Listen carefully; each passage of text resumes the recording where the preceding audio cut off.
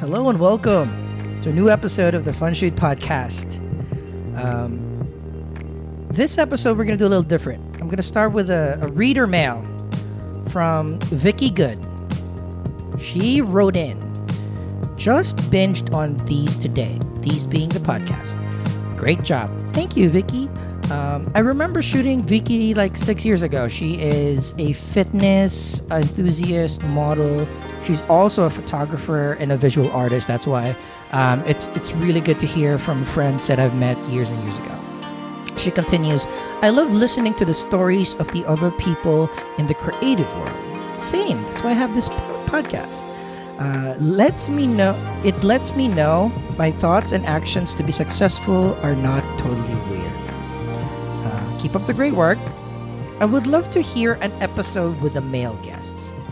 So, Vicky, we are both in luck because today I have with me not only a male, but also a fellow photographer. So, on the podcast chair, as I turn the background music down, is Mr. Theik Smith. Theik, welcome. Thank you so much for having me, bro. I'm very happy that you're here. I'm going to start with your bio real quick, and I'm going to turn it all over to you. So, you say you love shooting movement. Mm-hmm. You have a passion for light. You're a model coach, a light shaper, and a cat dad, which is coincidentally, the Fun Shoot Podcast is where we talk with image makers and light shapers about artistry and their process of creativity. So this is a perfect marriage. I'm happy that you're here. I've been following your work for years. The dance, burlesque, performance world kind of intersect in tangentials with the art. So a lot of the people that I've shot also have worked with you. So again, thank you very much for coming here. It is truly an honor.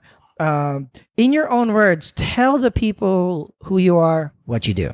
Sure thing. First of all, though, the honor is mine because I've been following your work. I think we've been following each other's work for a long time. But like the funniest thing, though, is that you've got more years in the game than I do. So when I was first starting off, so there, like in terms of especially the overlap of people we've shot together, I remember seeing your work pop up in their feeds. I'm like, oh, damn it, that guy's so good. Oh, okay, cool. Let me go and check out his stuff. Oh my God, he's so good. So, so the honor is absolutely mine, man. No, thank you.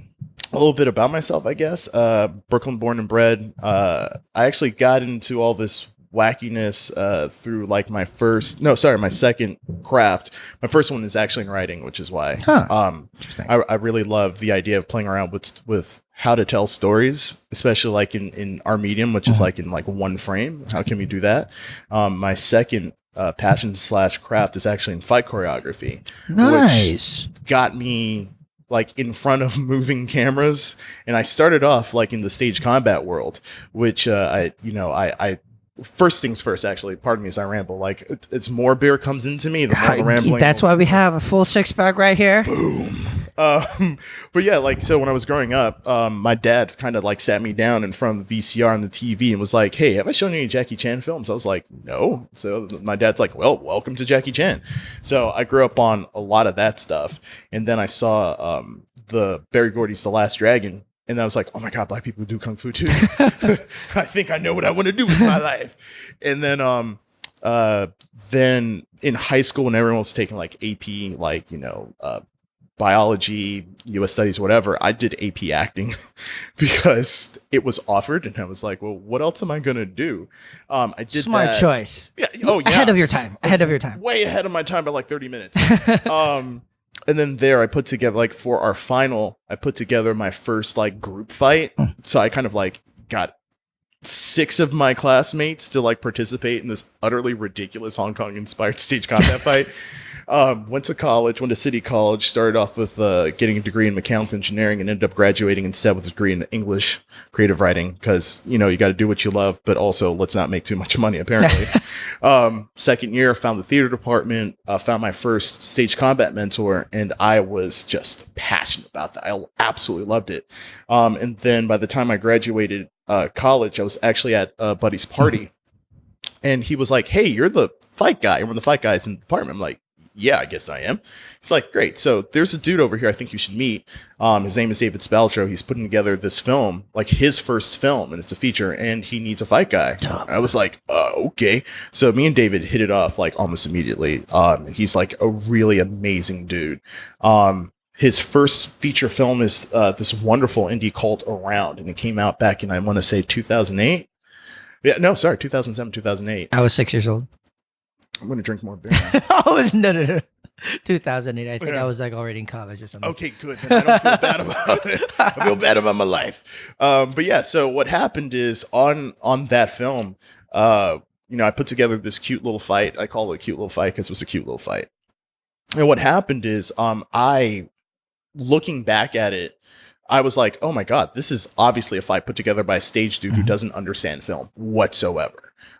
There are some really nice moments. It tells the story, and everyone walked away like safe and unharmed. But you look at your own work, you have to know whether or not it's good. And I was like, So what happened though is I ended up like falling down that rabbit hole of like showing up on sets and getting more work and learning slowly as I went.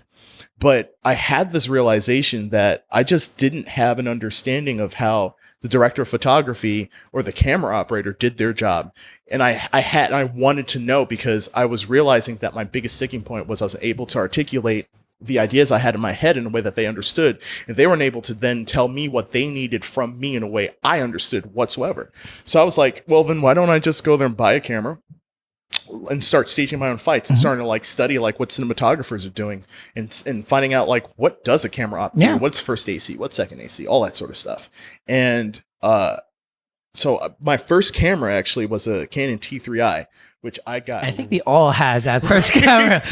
It was because I mean, like, especially like if you are pre-digital, I think it's like the T2, like the T2i came out, revolutionized everything. 100%. And around the same time too, the Canon 5D Mark II came out. Like that was the real game changer, because like that sensor did things that was unheard of at the time. We are in a beautiful time for photography right now, right? Because like we're going, oh yeah, the Canon EOS R is not that great. It's a crap. We're gonna go through that rabbit hole. So I mean, that's the fun thing about this particular episode, because most of the other episodes are fields that I admire from afar.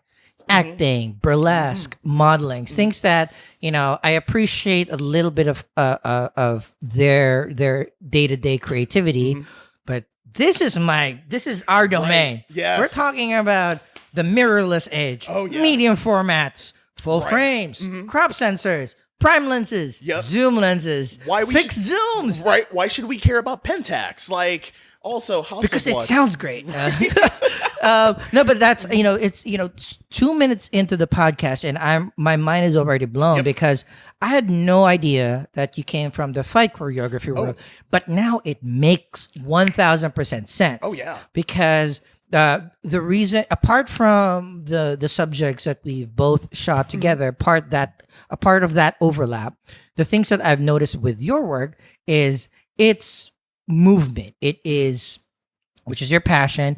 It is dance and ballet and fitness, things that are very, very dynamic on a very still frame, which is something that I like. And I in my brain, I know I can do it too. I just have zero space. I hate cutting my subject's feet and frame. Like 90% of my shots are 3/4 because I have parquet floors. So it sucks. And I can't light the entire thing. And then every time I look at your shots, it's like, this is how it should be done. I hope that it was, and I thought that it was like decades of photography experience.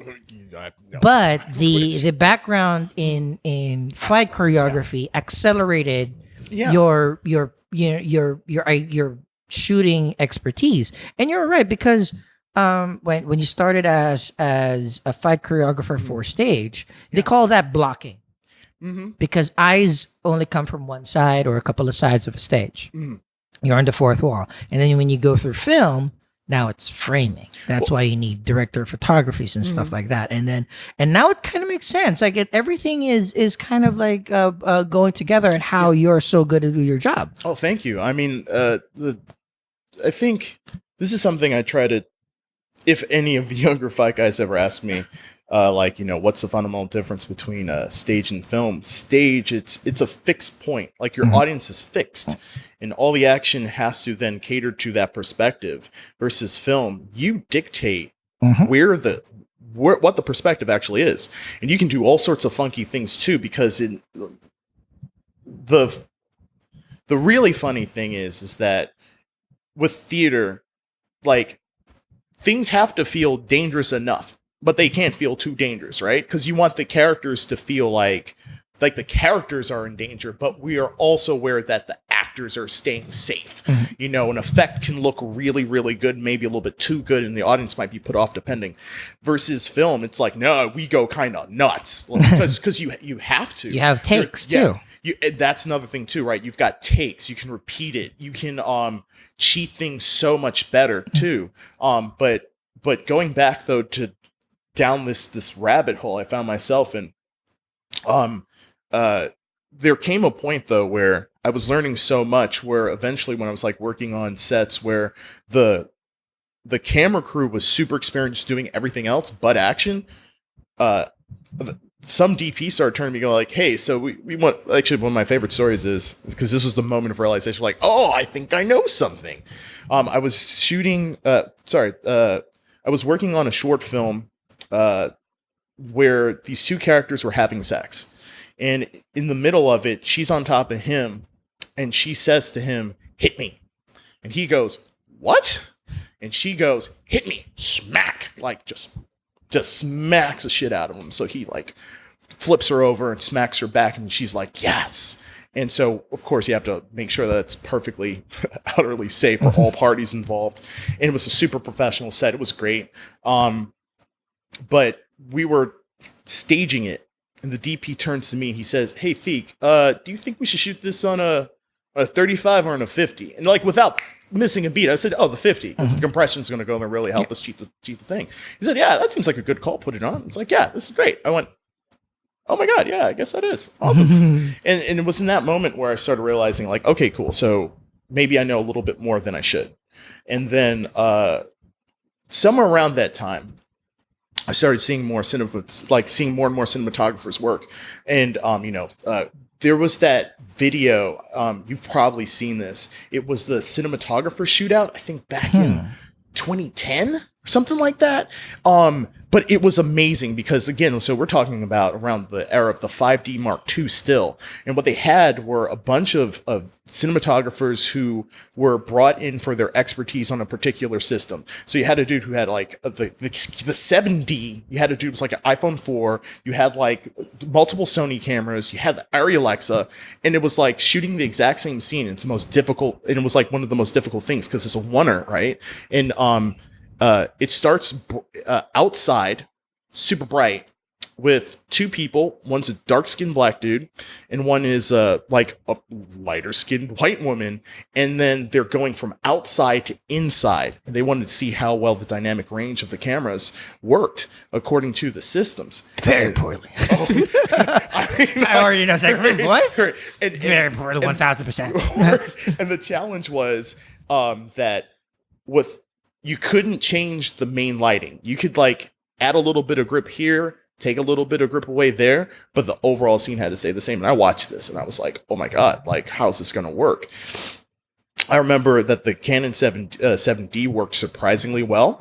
I remember that most people couldn't really tell the difference. I also remember that everyone could tell whom's the iPhone 4 because they were like going, yeah, no, that's not so small. Like, that's not really doing anything. I'm sorry. But after that, I went there and started hanging around like photographers. In particular, like he became my first mentor, Michael Cinquino. Shout out to Michael Cinquino, who's amazing. Oh my God, that dude, his work is still an inspiration to this day. Like, he's a brilliant headshot photographer, brilliant art nudes. Like that dude really knows what's up. But we had some mutual friends. I reached out to him and said, hey man, if you ever need an assistant, just let me know.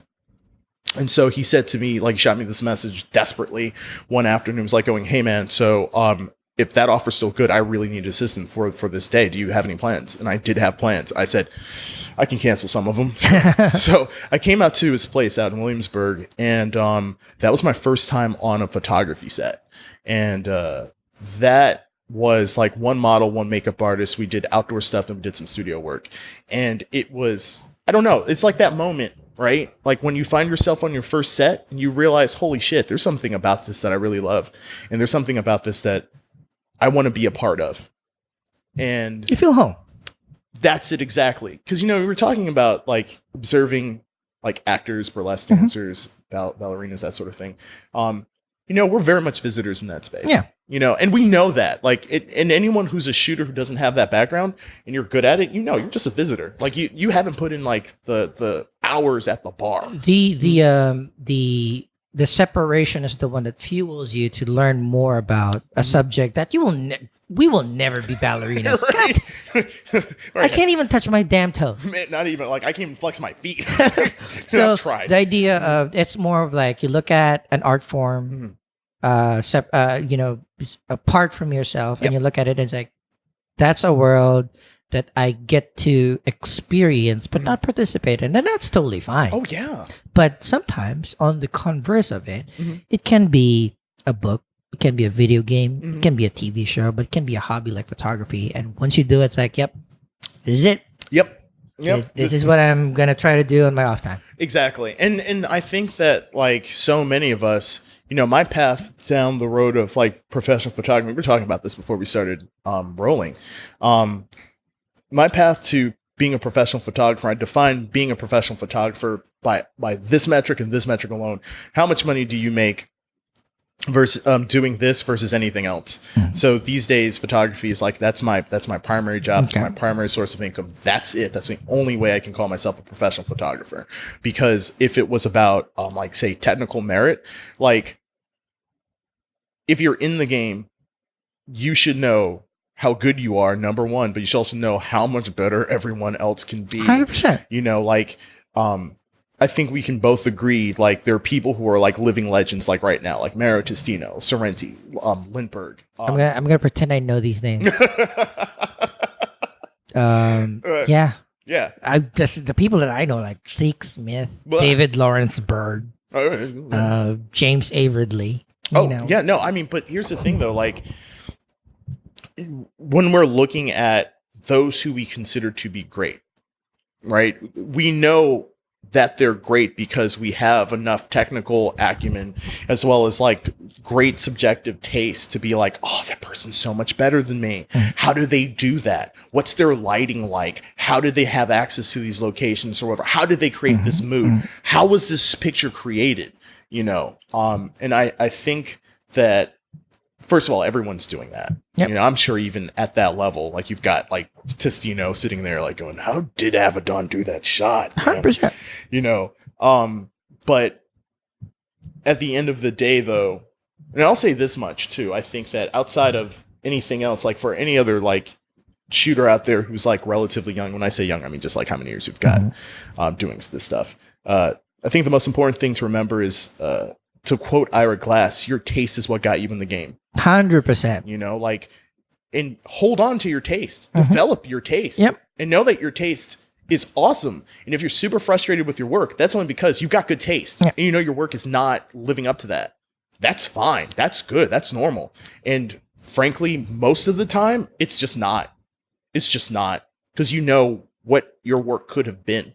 You know, like how many of your favorite shots, rather, not even your personal favorite shots of your own, but how many times have you like shot someone and they're like, oh my God, I love this work. Like, this is amazing. I look the best, you know, all that good stuff. And you're sitting there going, yeah, but I could have done that. I could have done that. I could have done that. I mean, you know, stemming from your statement, and that's 100%, 100%. And, you know, I've said it on the podcast. I said it into like most of my shoots with friends and friends of friends.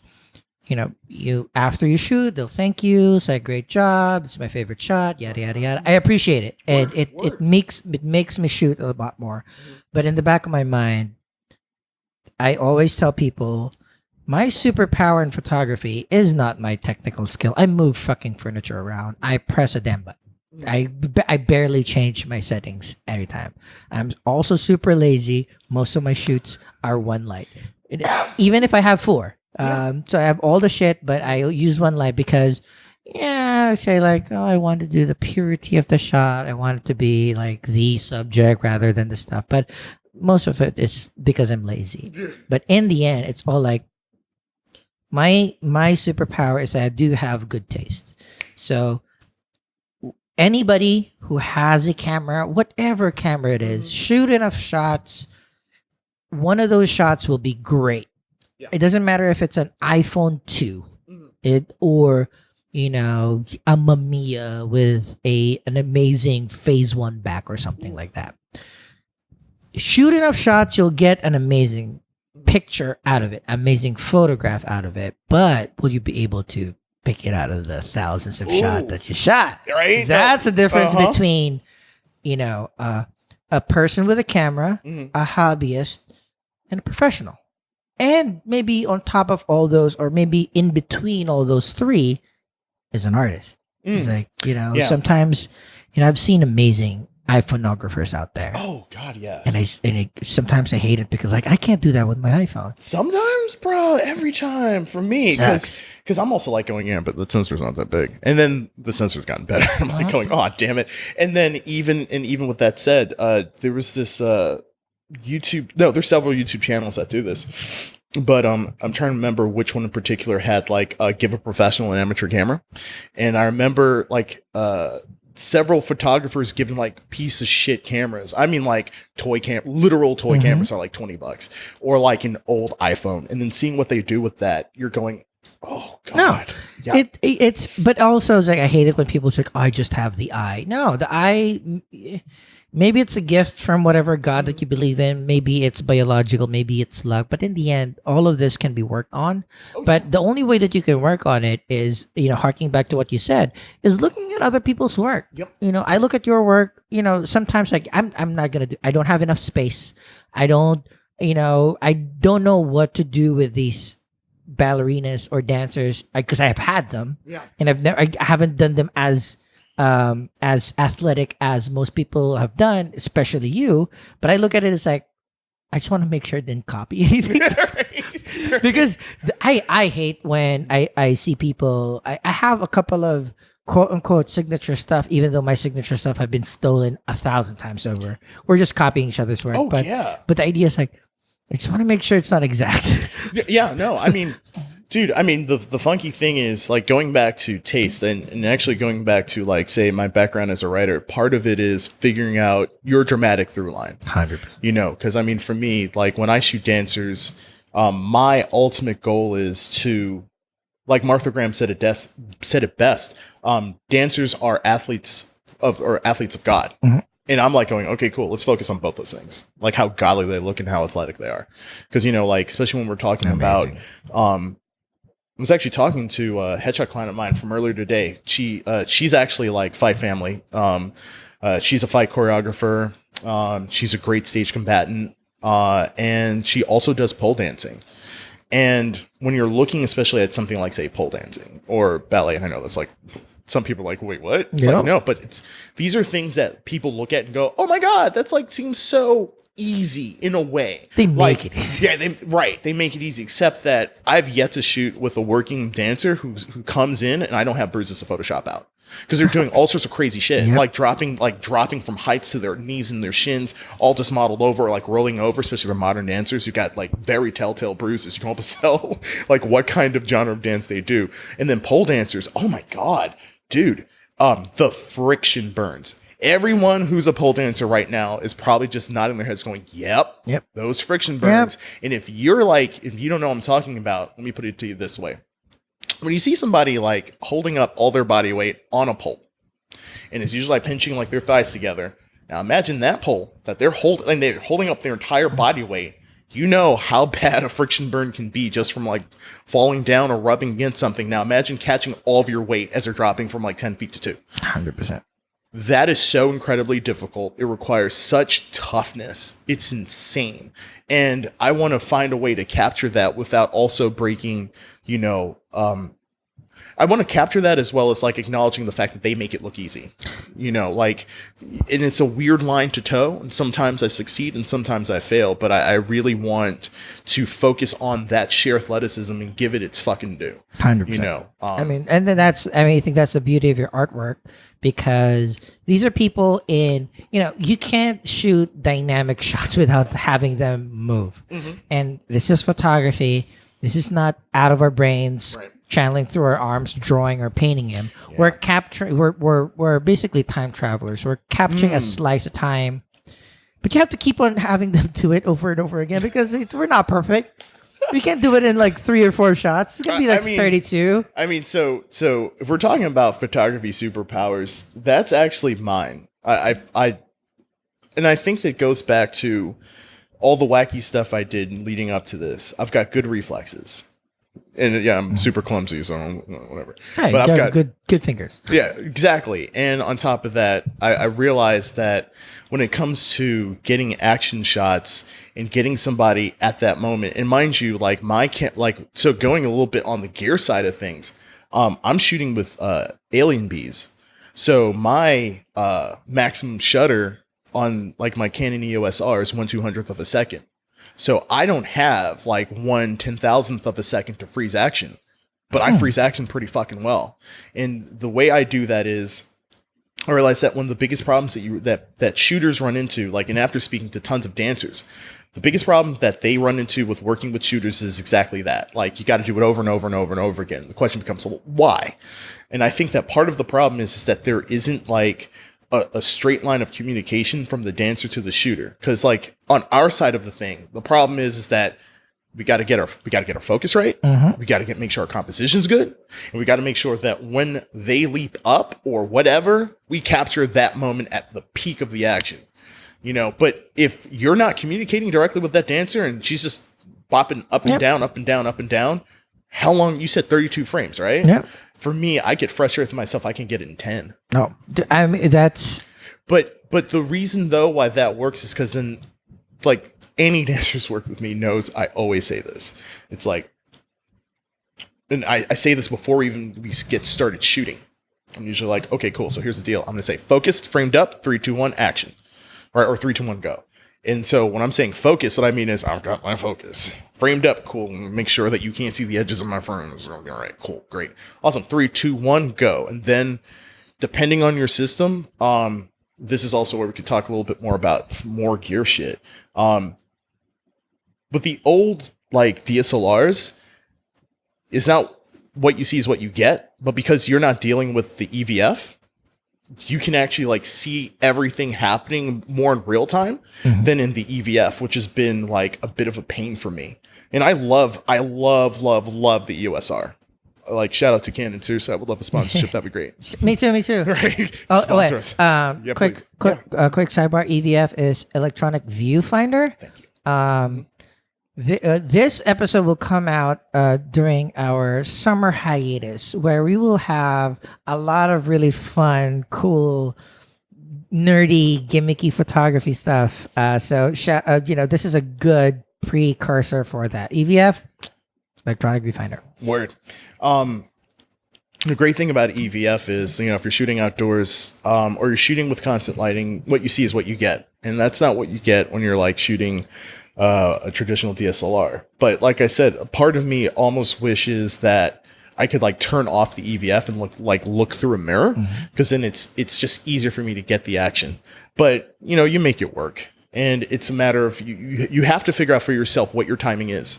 For anyone who wants to be a really dope action photographer, you have to figure out what your timing is with your own gear.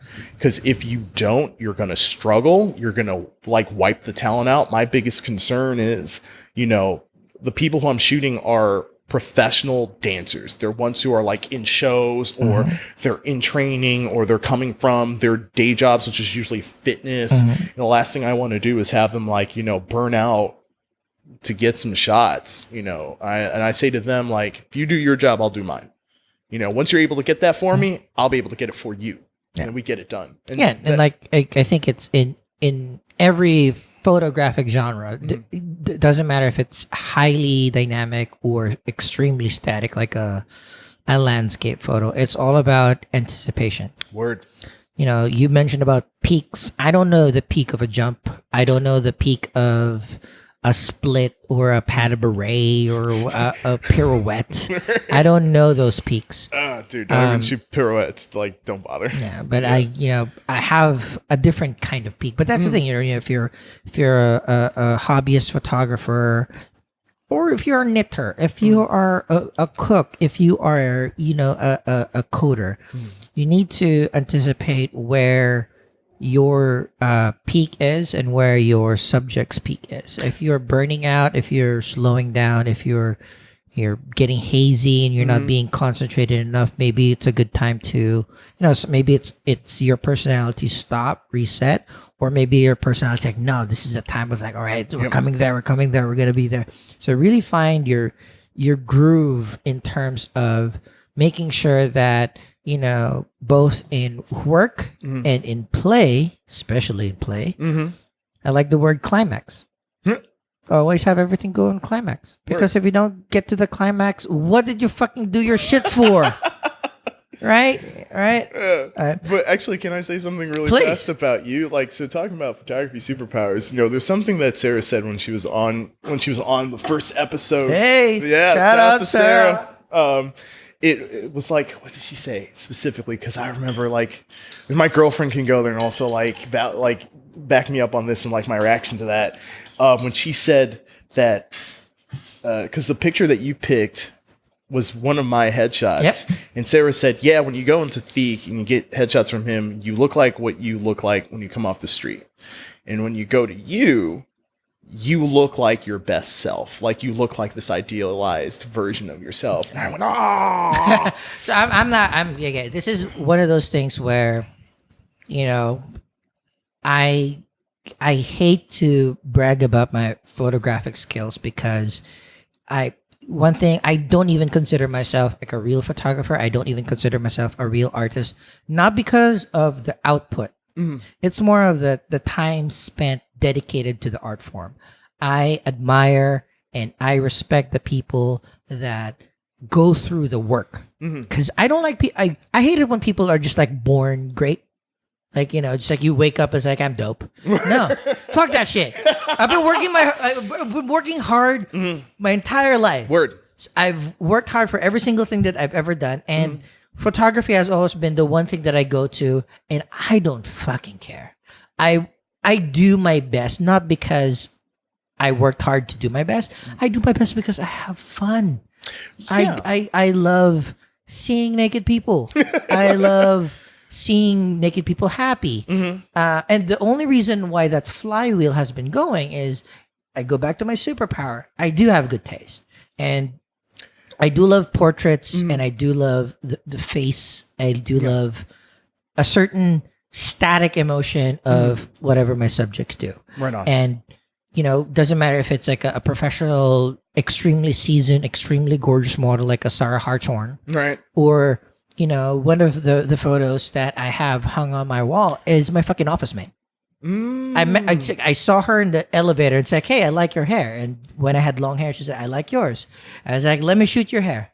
And that was it. Never been shot before. No experience. Yep. Never been photographed. Those are the things. Like, I don't care if you're 10 years experienced model or you're somebody at a street corner. Give me 45 minutes. I'll find 4 good portraits of you. That's the only thing that I can do. Everything else, it's a little bit different. Yeah, but the thing is though that like that matters so much. I mean, speaking, because I know we're in similar boats, right? It's not just when people say, "Oh my God, I love this picture of myself that you've taken." It's when you ask questions like, "Well, what's been your experience before this?" And here's something that I think for, again, all the shooters listening who are building their experience, spend less time worrying about your gear, spend more time learning how to talk to people. Like, seriously. Because, I mean, like, that is such an important, like, if you're a landscape photographer, you don't need to worry about that. If you're doing architecture, you don't need to worry about that. But if you're going to be shooting people, you need to learn how to, like, talk. You need to learn how to listen. You need to learn how to help develop a comfortable setting. And you need to go there and help people. Because the most, like, I'm sure, especially with your coworker, tell me if I'm wrong here, but I doubt I am. It's like when you set up everything, right? You tested your lights, you're ready to rock and roll. And then she went, all right, so what am I supposed to do? Yeah, 100%. Right? Because that's the most common thing that happens with people that hop in front of your camera. Most people don't know. We're just not built as a species to handle this shit. Like having this, presumably this box put in front of your face and it's going to capture like an image of you. Like, what is that? Like, we don't know how to run from that. We know how to fight it. So we freeze. So then your job as a shooter, regardless of, well, actually, no, I was going to say regardless of getting paid or not. Look, especially if you're getting paid for it, you need to learn to help people feel comfortable, regardless of their level of experience. Because there are super experienced people out there who have fascinating horror stories when you're sitting there like completely aghast, like the photographer did what? They said what? Or the most common one when it comes to dancers is, I was just doing a bunch of stuff. I never got any feedback. Like, and I don't know if they liked it or not, but I know I hated all those shots. Again, but also sometimes that will work on some occasions. If you're doing a fucking documentary, you don't want to change anything. If you just want to be like, all right, I'm gonna be a fly in the wall, do your shit, let me do my job, that's fine. But for the most part, for the stuff that we do, we're capturing something. They need something for a portfolio. Right. I mean, actually, I don't even like, for something like that, what you're talking about when we're working with when it's a point-to-point connection. For me, I don't like using the word capture.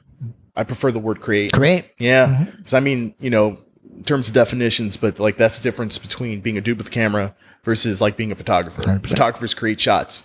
Dudes with cameras capture shit. Yeah. Took me a couple of years to say like, because I initially hated the idea. It's like, oh, let's create photos. I thought, dude, you're taking photos. No, we're creating. Fuck, you take a fucking photo. Oh, but I think but you're great. That was like, right. Yeah. It took me years. Took a couple of years, but now it's like, yeah. I mean, you can't take anything from anyone when you're doing this. Word, but I think it also boils down to also you hesitating to call yourself an artist, which I'm also in the same boat. Like, I dislike calling myself an artist because of too many years of hanging around very pretentious actors going, it's all about the craft. It's about the art. Like going, bruh, did you memorize your lines? Did you hit your marks? Did you do the job that you're being paid to do? Or are you just going to sit around and just talk about how dope you are? Like, shut the fuck up and do your job. So for me, a lot of it is kind of like, shut the fuck up and do your job. And it's hard then to reconcile the fact that what you're doing is fundamentally at your best art. Yeah. And if you're hesitating to call yourself an artist, it's like, then it's then difficult to say the words to yourself, I am creating this.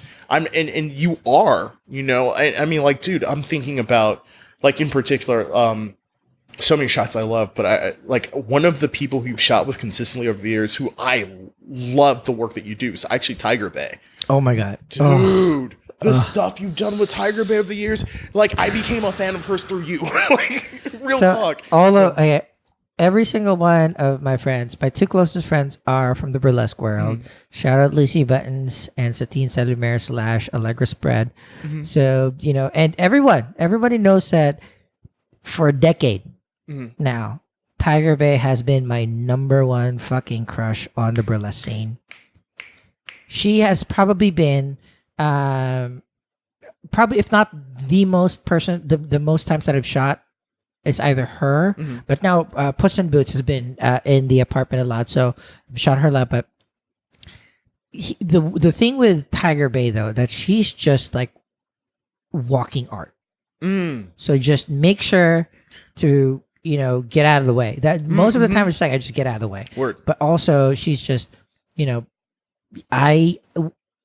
despite the maybe 6 years I've been shooting her, I haven't even had like a straight on conversation with her ever. Dude, like, that's the funny thing though about the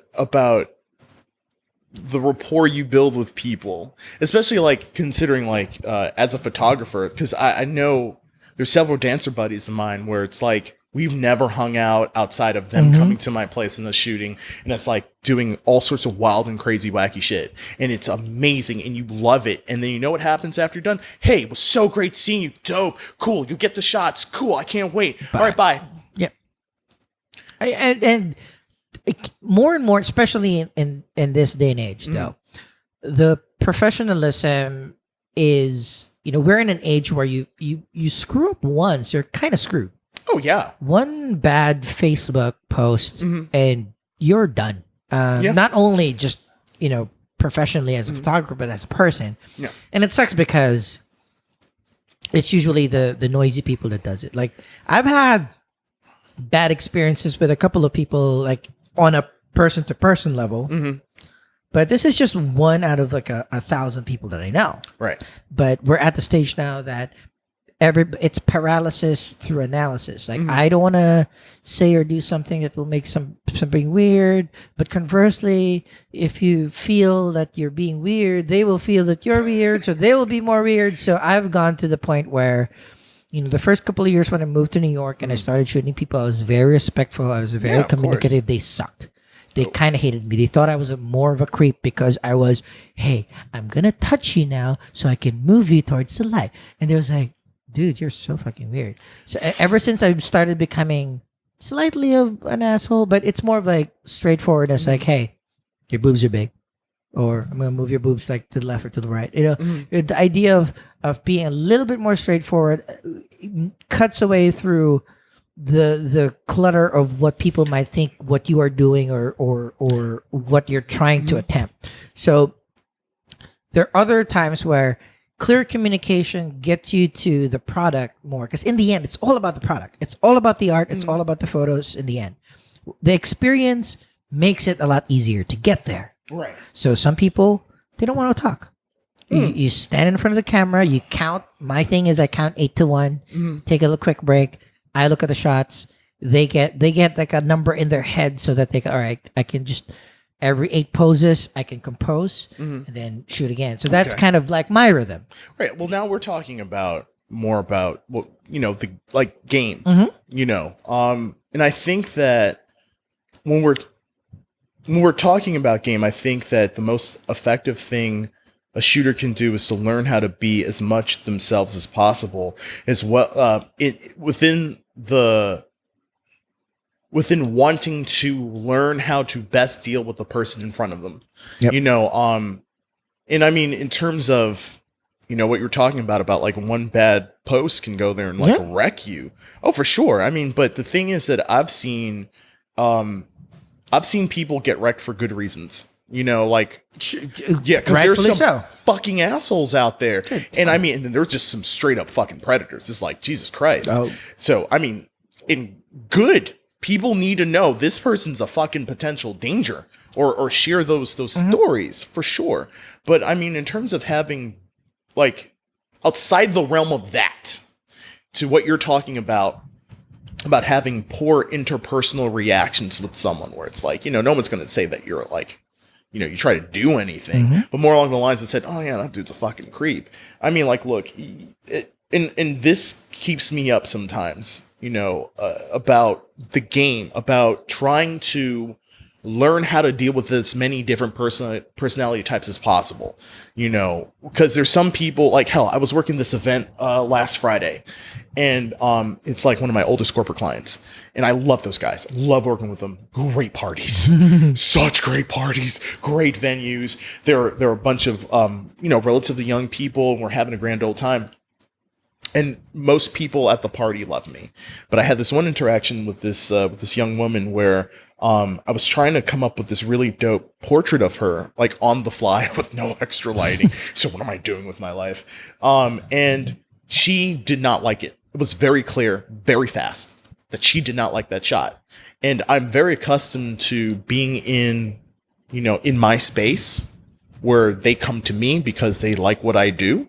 And then we can have a conversation about it. But that wasn't what was going on. And so she went, okay, cool, thank you. And off she went. And she went there and said something underneath her breath to like one of her coworkers about me. I know that because she was looking directly at me and just, yeah, that fucking dude. And I was like, dude, you can talk to me. And she didn't. She just turned away. Yeah. And that sucks. And what keeps me up is how could I have handled that situation better? But the reality situation is you can't win them all. Oh yeah, that's my number one thing. It's like for years and years and years, you kind of want to satisfy more people than you don't satisfy them. Mm-hmm. And then maybe it's New York. Maybe it's me getting a little bit older, getting a little bit more tired. A little bit more New York in the system. I realize now that I know who I am. Mm-hmm. I have the people that are important Mm-hmm. to me know what my good traits are, what my bad traits are, but in the end I'm very comfortable seeing myself through their eyes. Okay. So I really don't care what other people might think. Yeah. But there's always that one or two people that's like, God damn it. Like, I mean, maybe I misunderstood their signals. Yeah. Maybe I said the wrong thing at the wrong time. Maybe we were both having a hard time. Word. But we didn't talk about it. We didn't communicate it correctly. Or maybe if we did communicate it correctly, we still didn't meet at a good Right, point. because it could just be like one of those things where like the differences are just they're just too different. Agree to disagree. Exactly. Agree to disagree. Yeah. And that's but that's the world that we live in, and that's fine, and that shouldn't be a barrier to people's artistry. But also, I mean, stemming more from this particular subject is it makes the good or the more preferred. I'm not saying good or bad, but the more preferred things to cut through the clutter, because I'm pretty sure you're going to agree. There's too many photographers out there. There's too many models out there. Oh, Jesus, yeah. I mean, when I say Jesus, yeah, what I really mean to say is, Yes. yeah. Yeah. You have $500 to buy a camera and print a business card, Good one. and you're a photographer. And the good, and my thing is bring it on. Yeah. Because if everybody can quickly see if you're doing a good job. Right. I mean, piggybacking off of this and something you said earlier, it's like, yeah, sure, you can go there and take your iPhone and then like shoot all day and you'll get one really great shot. But especially when you get to the point where you're feeling like you can charge people, how consistent are you? How fast can you work? These are the things, especially like, and I've had this conversation over the years way too many times with people who spent way too much money on their education on something else. And they're like going, oh my God, I just want to be a photographer. Like, I got this camera, I can do all these things, and I just want to be like you. I'm like going, bro, number one, let me tell you, like, you make exponentially more money than I do. Okay? That's number one. And you've got college loans to pay off. So I don't know what you're talking about. Like, what are your expectations in terms of how much money I make, or how much money that you'll make, especially within your first 3 years, right? So that's number one. Number two, it's all well and good when you're working with someone who you get along with, easy peasy, cool and breezy. Like, you can go there and have like really great shots because they know what they're doing, or you just have that kind of rapport. Awesome. What are you going to do when you're working with someone who is super neurotic, who hates everything involving their own face, right? And they're paying you enough money to help you pay your rent that month. And if you screw this up, you're not going to be able to make your rent. Talk to me then. Because that, to me, that's the real, like, sure, being a professional is about how much money you make, but that to me is about being a professional. It's that moment. It's like, how much pressure can you take? Really? How much pressure do you want to take? Really? And if you just want to have fun with your camera, more power to you, but keep your day job, because gear breaks and you're going to want to buy new stuff and you want to pay your bills on time. That's why I have a day job. Because, God bless you, sir. Because the main thing that keeps me from saying like I'm a real or professional photographer is I can't shoot on command. Yeah. I can't. If I remember, and I think this is around the time I got really familiarized with your work, is because when I started, the thing that I know I'm good at, anything dark, I'm good. Yep. Dark portraits, dark implied nudes, dark erotica. That's me. I know I can do a good enough job doing that. But having shot 200 models that way, it's like, and they keep on coming back and you're giving them the same thing, you have to evolve and try new stuff. So I'm trying to do bright stuff. Like the white pack was like, how the fuck do I do white fucking bike? I fucking blasted with more light. I don't like setting up lights. So when I started doing that, I realized that I couldn't capture, or I couldn't create what I wanted to create when I wanted to create it, because in the end, the camera is just a reflection of what you have inside. Yeah. So a lot of the things that people like with my work is because I'm very comfortable, very familiar with dark, sad, broken. I make the most gorgeous women ugly pretty. Like the Tiger Bay stuff, all the Tatiana Kotz stuff. Shout out to Tatiana. Tatiana's dope. She's on my wall too. Yeah, word. Love that shot. It's a test shot too. so like, people are cool. It's like, oh, that's an amazing shot.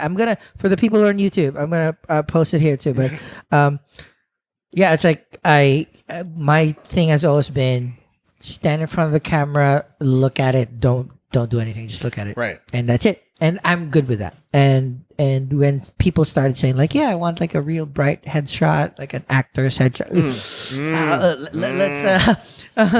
I know how hard those things are. Right. They're not just like standing in front of the camera and blasting light. No, it's like there's a little bit of a cadence to it. So, those are the kinds of things that people should realize, not only in photography, but in any craft. You can't just like dive in and say, if you're the most gorgeous woman in the world, yeah, maybe you can be a model. Maybe. But it's not that easy as people might think. You're not just born pretty. Right. I mean, on top of that, like, look, all the really great models I know, and I'm talking about folks who are like absolute genetic freaks. When you look at them, you're like going, okay, cool. My brain just shut off. You're too damn pretty. Like, I can't even understand how you exist in real life, the world, versus like other people go, okay, cool. In real life, in the world, all right. Like, I'm not saying that you're not pretty or you're not attractive in a very interesting way, but your power is when you hop in front of a camera, holy shit, the things we're getting. All of them, the really great ones, they understand fundamental things about, number one, what they look like. Yep. Like, and that cannot be underestimated. You have to know your angles. Like, any experienced model knows the two types of expressions that they can do: rain or shine, sick or well, heartbroken or about to get married to the love of your life. They know the two expressions on their face. They can just pull out like that and like that. They know how to go there and like, they'll know how to ask intelligent questions, or even better, when they look at the light set and just go, all right, cool. All right, great. So I'm fine. Also, what's my frame? Awesome. Yeah. What's my frame? Where's my light? Yep. Those are my favorites. Like, what? Oh. Yes. That means you've got skin in the game, bro. Where's my light? Word. But versus like really, like that's what I learned early on. Cause again, I came out of a theater program. I knew a bunch of incredibly attractive women. And when I first started shooting them, I was like, okay, cool. How am I'm fucking this up? Like, cause I'm not getting in my pictures. I don't feel like I'm getting the full force of them. Like I'm not getting like the things that make me in real life think that they're beautiful. So I had to then learn, okay, what's the gap here? And the gap is, I feel as a photographer, it's all in your direction. Like, again, I cannot stress that enough. Like, learn some game, figure out how this works. I started off, luckily, because of my background, doing headshots and art nudes, and I very quickly discovered like what I wanted to cover. And with headshots in particular, headshots aren't portraits. That's the first thing I tell people. Headshots aren't portraits. Headshots 100%. Yeah. Like, I mean, even my metadata tag on my blog, those are wildly different. And I only realized that, which is something that a lot of younger / earlier photographers out there tend to not learn. Yeah. Read fucking books. Dude, so important. I mean, I have to admit, 90% of the knowledge that I know about photography, probably everything that I do, even this podcast, even these videos, shit, I learned from YouTube. Yeah. But read a book, because these technical terms are not essential, but they're a good foundation to where you wanted to go. So a beauty shot, a headshot, a portrait. Yes, they can be used interchangeably sometimes, but they are different terms because of a particular reason. Find that reason. Find your why. So like going back to episode 4 of this particular podcast. Know your why on what you're doing things. Word. Right? They say, the landscape is,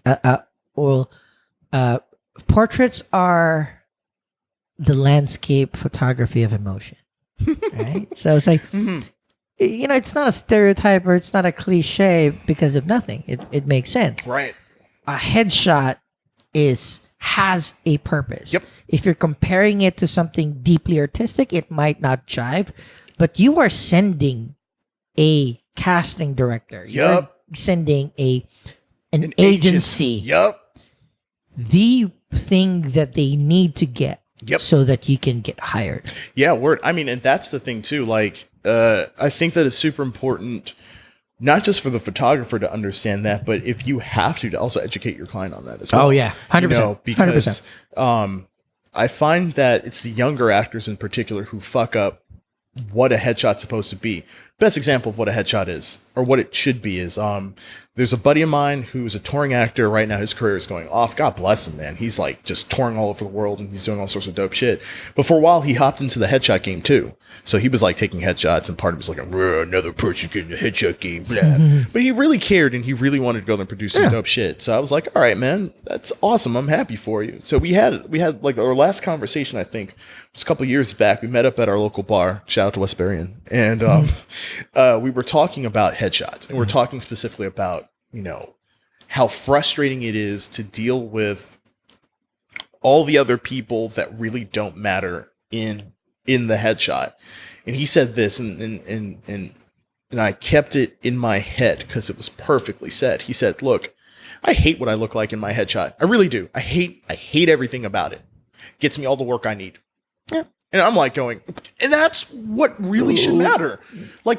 Honestly, your headshot is an investment in helping you look like the breakdowns you're going to submit for. That's it. Anything else is sprinkles on a sundae, period. And if you don't get that, bruh, what are you really doing here? If your headshot is for an agency or a casting agent, it has to be a certain way, stereotypically maybe, but still it serves a purpose. Yep. If you're going to use your headshots for an online dating profile, put all the fucking personality you want there. Please do. But, again, find the purpose and then, work from there, because, unfortunately, we're in a day and age where everybody's attention span is so short.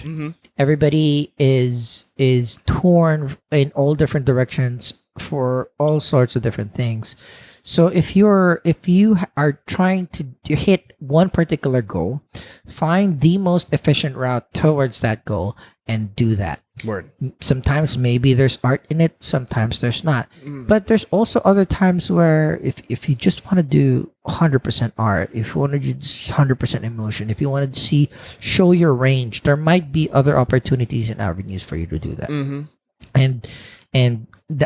I love talking to people with all sorts of different passions, because the same conversation can happen in any hobby, in any profession. Like, I work in a very, very corporate job. Yeah. So, yes, I can flex my superior, I can't speak English, superior skills in operation and processes and my familiarity with the programs that we're working with. Right on. But my client doesn't understand nor need it. Not one bit. No. Yeah. So I have to go there, and it's not dumbing it down. It's translating it in a way that they could understand. Right. And also helping them understand why they need you. I did corporate for 6 years. So, and I was in logistics. So, I mean, if I started talking about all sorts of shit, I can't remember the stuff anymore, but when I was in the game, in 3PL, oh my God, I was in inventory control management, and constantly my job was, like you said, translating what's going on for the client in a way where they could understand. They didn't need to know the nitty gritty on our end. They just need to know, how come we have a discrepancy in our numbers? 100%. What happened with all that shit? And maybe they don't need to know yet. Maybe there will be an opportunity where, because again, it's also beneficial for everybody to, going back to the headshots, the portraits, or whatever. If we do have clients or subjects in house in our studios, is Yeah, maybe the first shoot will be okay. Let's just get the product out, make sure we hit the things that we need to hit. If they come back again, then it's an opportunity for you to educate them so that you can both work together, because every person works differently. We have different rhythms, we have different expertise or level of expertise with our field, and maybe that'll be educating your clients, your partners, your teammates is also important. But even more important than educating them is when to educate them. You tell them the information when they actually need to, or when they are receptive for said information.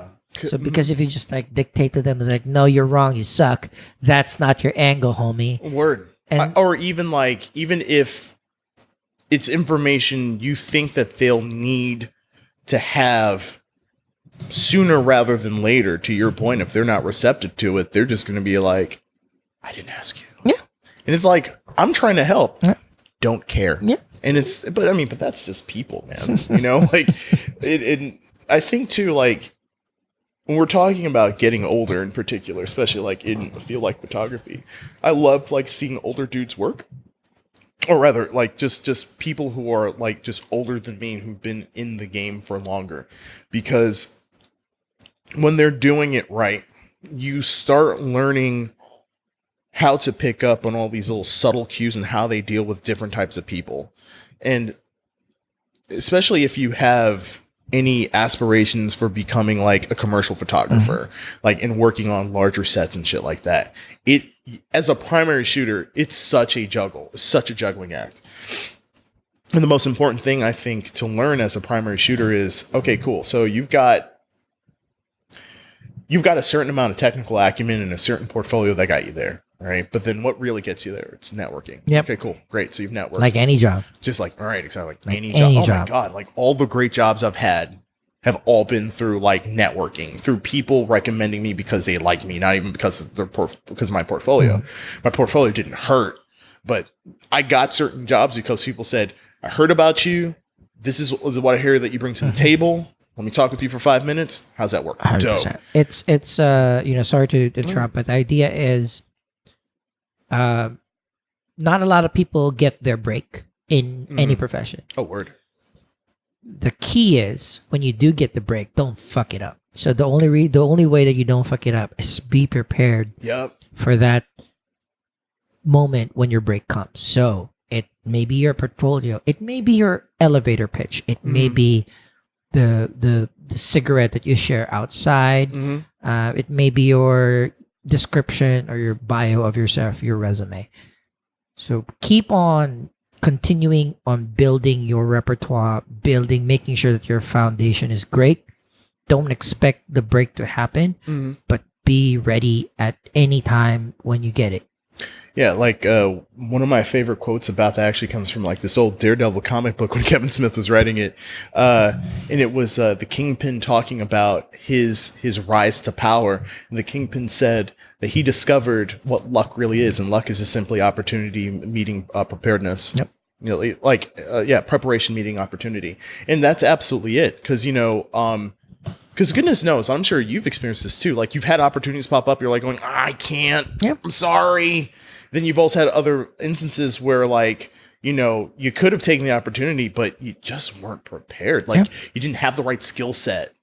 And that sucks, but it's also like it's a good marker for you to then prepare yourself better in future. You know what you need to add to your tool belt. Word. Maybe it's gear, maybe it's experience, maybe it's just time. But the idea is, that's where I if I do have the opportunity to share my experience with other people that have the same passion as I do, either in the corporate world or in the photography, it's find what you're good at, do it all the time. Yeah. Because when you know where you're good at, you kind of realize where you're not good at. Oh, yeah. So you have two options. Stay the fuck away from those things so you don't, ding your own self. Right. Or work on it.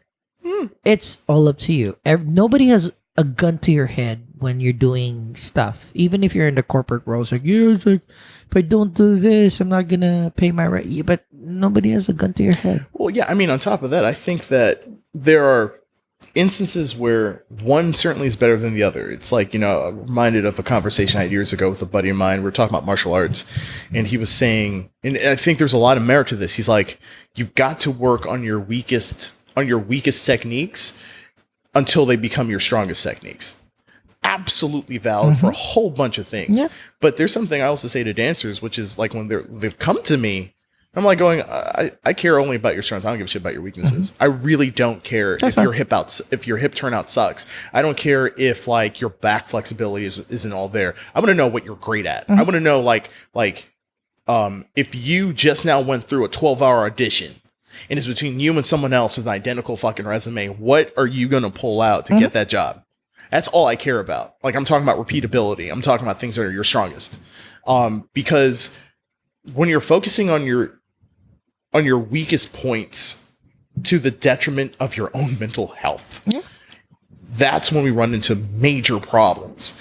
And it's also good to know, like, I know what I'm really good at as a shooter. I also know what I have no experience with. I also know what I'm not good at. What I'm really good at is capturing action. What I'm not really great at, color coordination. Like, I'd prefer if someone else did it, to be perfectly honest with you. I know too many people who are really dope at that. And I'd much rather, like, have them be on set or give me some advice rather than me trying to, like, stumble through the dark and waste everyone's time. Like, that's just real talk. And I would love to be great at everything, but I don't have the time. I don't think and also, it's good that people would try to be better at the things that they could be better at. But let's be real. Word. How much time in the day do you have? You only need a couple of... find the things that makes you really happy. Maybe it's working on your weaknesses that makes you happy. And that's great. Yeah. Work on those. Dope. But maybe just like doing the two things that you're good at and doing it over and over and over again. Making sure that you have good reviews after and then do that. Word. It's, in the end, it's a combination of personal... It's what I say is like, it should be a personal preference of happiness, but also your happiness should not be 100% you. Your happiness is, does your happiness make more people happy? Right. So if I'm really good at, so for example, I really like shooting naked people, but what if I'm creepy and I'm not good at shooting naked people? Oh, Jesus Christ. And every person that I shoot would feel bad about it. Oh, word. Yeah. But conversely, if I'm really, really good at shooting naked people, and then I keep on doing that, and they're happy with the results, then keep on doing that. Well, I mean, like, actually, what's funny is the thing that I'm constantly reminded of, talking about visitors in spaces and things like that, and I'm sure you feel the exact same way, especially when we're talking about shooting nudity, especially as male photographers shooting women. It's like being hyper, like for me at least, not that I'm hyper aware to the detriment of everything else, but I'm well aware of like that dynamic, and part of my game is, in helping people feel comfortable. Like, and again, this works for me. I'm talking about like my process and my game, but for the younger shooters out there, especially if like you're starting to like think about doing art news, especially if you're a male photographer looking to shoot like attractive women, one thing I do is I never say anybody sexy. I never say that they're beautiful. I'll say that the shot is beautiful. I'll say that, I'll give positive encouragement, but when you're trying to avoid being creepy, I think that's one of the most important things. Also, don't shit where you eat, for fuck's sake. Sorry to go off on a bit of a tangent, but I mean, like we were talking about this earlier before we started rolling about how expensive photography is, and God help you get a videography, bruh. C100 Mark II. Good Lord, man. Ouch. Dude. I feel attacked. Oh, like this is... I feel attacked. As you should every day. And use the shit out that camera. But I mean, this is not... This shouldn't be a place where this is primarily how you meet women. No. Like, just don't... Or men, or whoever. Again, it's not... Again, I will not necessarily disagree with you, because I totally agree with you, but I'm not saying that you can't. I'm not saying that you can't mac on your models, but there is a time and a place. If you're doing a project, if you're doing, even if it's a TFP, if it's a trade for a portfolio shoot, you're still being professional. You're a photographer and they're a subject. Maybe you hit it off a couple of drinks, a couple of weeks but later. That's totally offline. fine. That's Other times. like that's when you're now both civilians in the world, right? And you have to make sure that you communicate that clearly. Immensely. Yeah. Because like, I personally feel that when you're on set, even if your set is like your living room, like I shoot out of mine, you shoot out of yours. But especially because it's your place, bruh. The amount of not necessarily horror stories, but the amount of stories I've heard of like friends and dance buddies and models who've gone to people's apartments, to dudes' apartments, and then like they start getting hit on. It's like, dude, what are you doing? Like that's fucking gross. 100%. And on top of to your point though, and you also have to, as a shooter in general, you gotta bump up some empathy points, man. You gotta learn like how to read the fucking room. Exactly. And if you are busy giving off all sorts of I wanna fuck you vibes, bruh, she's picking up on it. She can tell. No, she can tell. 100%. And to your point, like, yeah, of course, there are almost always exceptions to any rule, right? And if your rapport is picking up and you feel there's something real there, take it offline. Don't shit where you eat. Yeah. Like the last thing you want, going back again to what we're talking about, the last thing you want is for someone to feel like you're just using this as an excuse to go there and pick up women, which is this is the dumbest, most expensive waste of your fucking time if that's what you're interested in. If you really want to learn how to pick up women, I don't know, bro. Like go learn how to be the best you. But also you're 100% right. If this, if you pick up photography or trying to practice photography just to meet or just to see naked women, and then you're not going to have a good career. You're not going to see a lot of naked women. I mean, here's the thing though, like, that's kind of like the dirty little secret though of a lot of the art nude scene. Like so many people end up taking gigs from like GWCs because they pay, and that, and by and large they're harmless, but it's also very clear that they don't really give a shit about photography. GWC means guys with camera. So, yep. And hey, I'm not gonna front. Younger me was that. Younger me was like, fuck, dude. The only reason why I picked up a camera because I wanted to see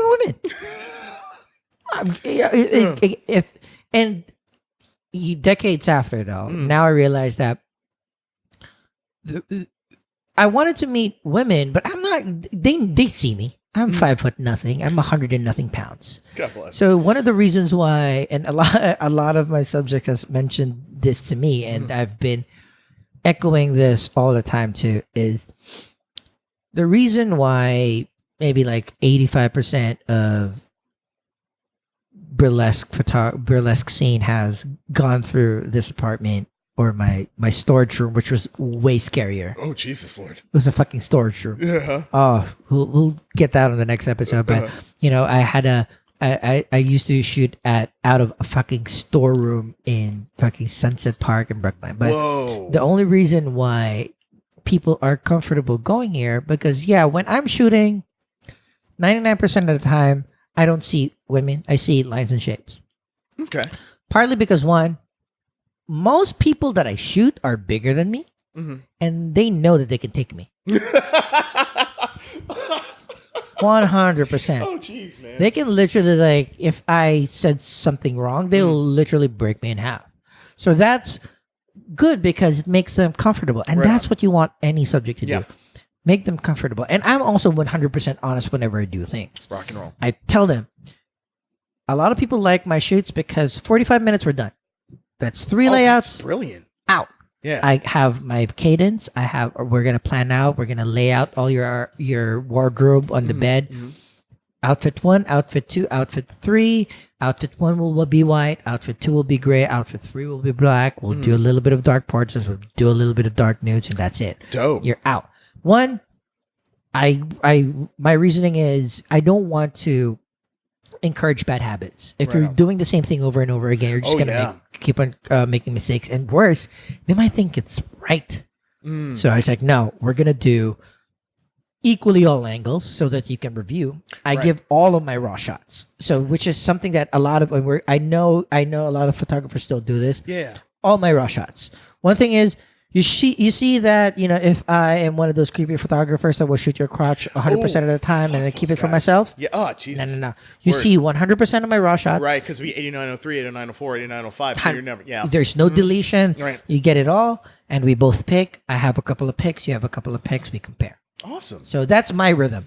It's different than all the other. And we're running long on this one. We're gonna cut it off, but we're gonna do it in the part 2. Boom. But that's my rhythm. But the idea in everything is it's all about transparency. It's all about honesty. It's all about knowing your shit. Oh, word.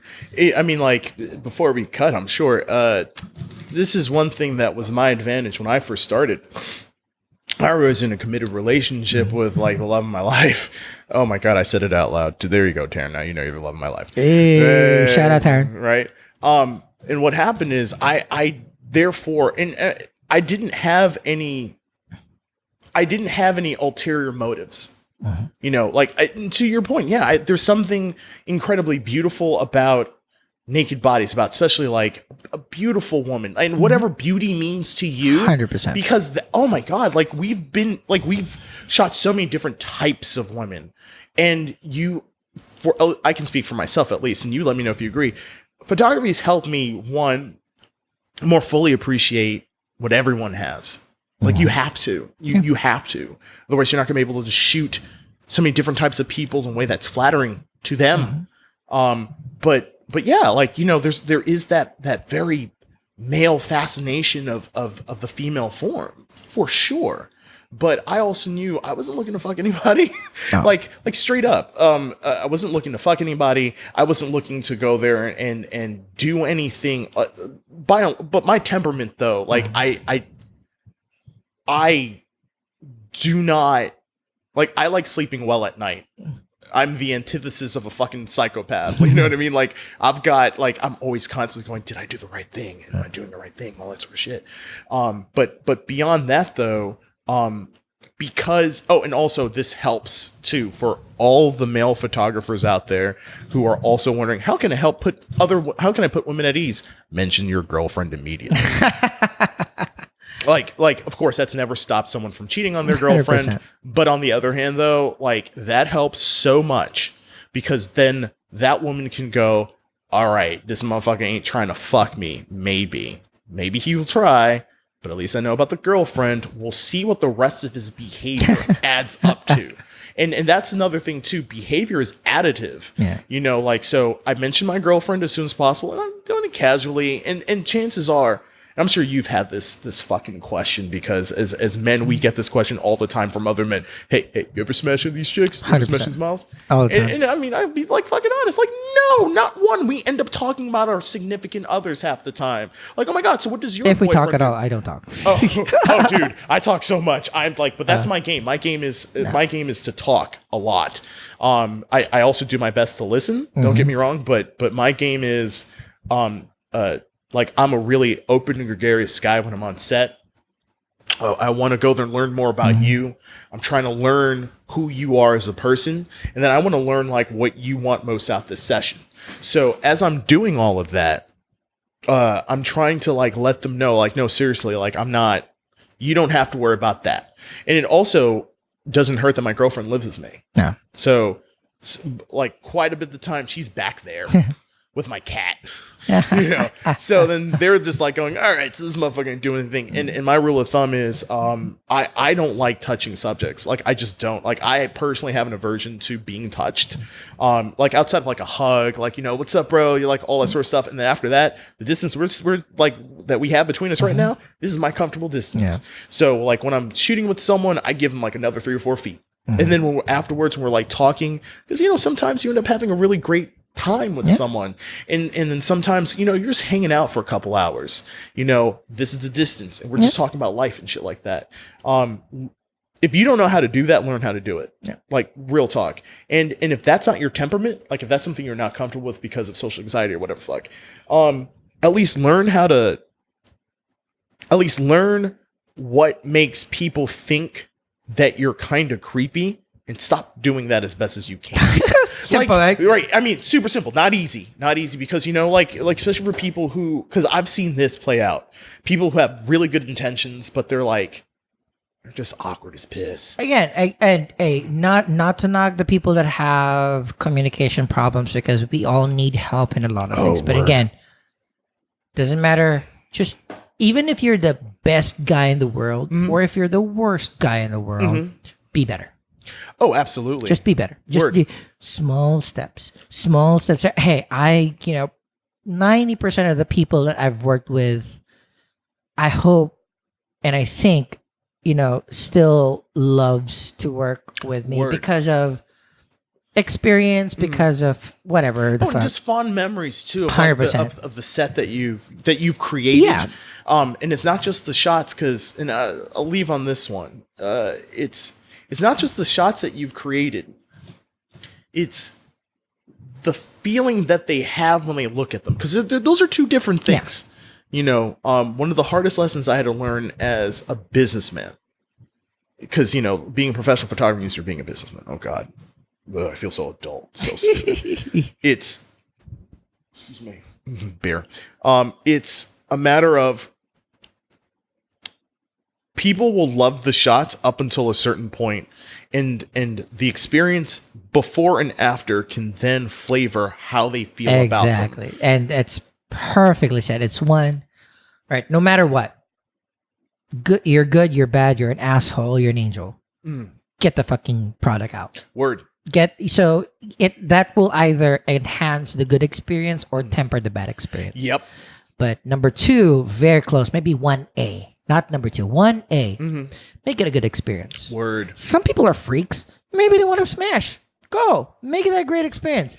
But 95% of the people are only there because you're a pro. Actually, I would say closer to 98. All right. Let's say 99.5. I mean, then again, I don't know if it's, again, something about me, but I've never, and I've also just been oblivious if anyone ever gave me any kind of weird signals like that. But at least in my experience, to your point, it's yeah, sure, there gonna be some people who are super open, where again, if the rapport is there and you guys are feeling it and it's completely mutual and consensual, they're people too. Fuck you want. They are people too. They have urges like any one of us. But again, this is in a professional setting, so you have to make sure that you're 1,000% sure. Word. It's kind of like, if you're at an office and you feel like you and your coworker have some fucking chemistry, don't do it in the office. Don't lose your job. You're right. Don't lose your job. Anyway, this episode is running long, so what I'm gonna do is, which is the first time that has happened, I'm having such a great time talking to Theik Smith. Have a great time. Movement photographer, headshot extraordinaire, passionate about life. First episode is going to be, it's more prose, it's more free. Now we're going to go into the more fun stuff on the back end of this episode. We're going to go through our favorite shots. We're going to talk a little bit nerdy. We're going to talk about other passions. So I hope you enjoyed this part, and if you did, please check back and do the second part. Yeah, this is the Fun Shoot Podcast. You can listen through us through all of your favorite podcasting service out there. You can also view, if you want to see our ugly mugs, at jongclemente.com/funshoot.tv, or just search Fun Shoot Podcast on YouTube. Email us at funshootpodcast@gmail.com. Follow the podcast Twitter, Instagram at Funshoot Podcasts. And we will still see you shortly for part 2 of Funshoot Podcast with Theik Smith. Hoorah.